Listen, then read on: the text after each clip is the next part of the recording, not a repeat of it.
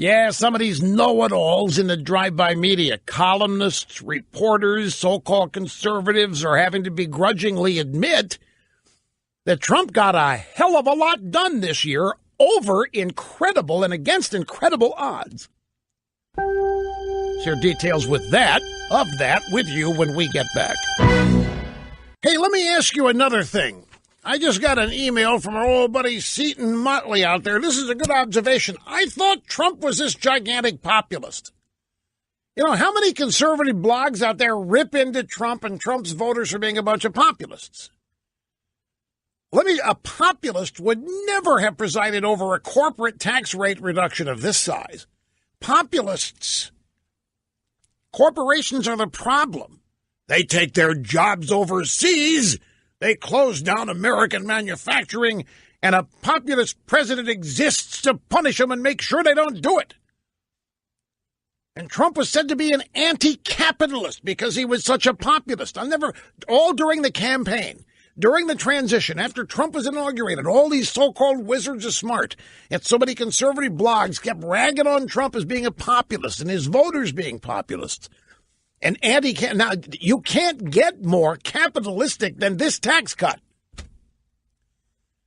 Right, Snerdley?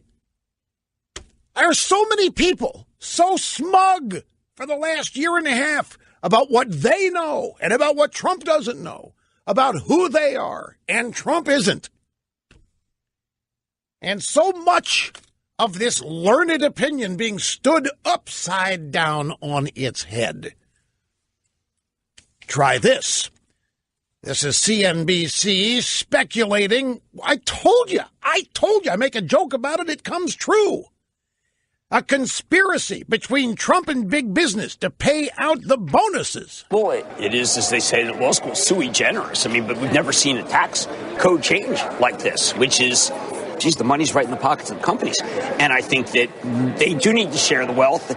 I was listening to people this morning. It seems cynical. I don't know, $1,000 in your pocket is not cynical. No. It's good.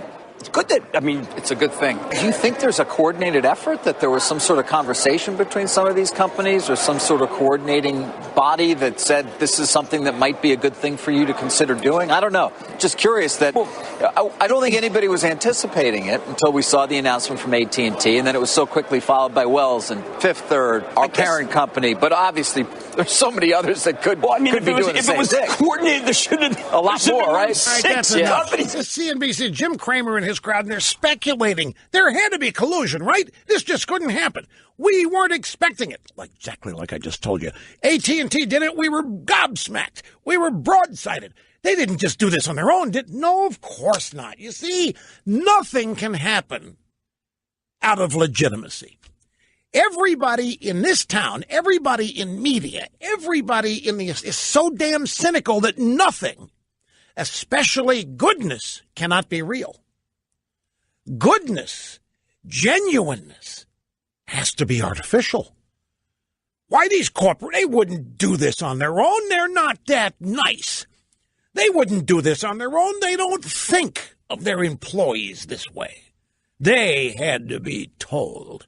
They had to be cajoled. There had to be some kind of conspiracy, either between themselves or between them and Trump. You see, the last thing in their world that explains this is reality. The fact that they're getting a major tax break, first time in the history of many of these corporations, that's not enough to cause this. Can't be.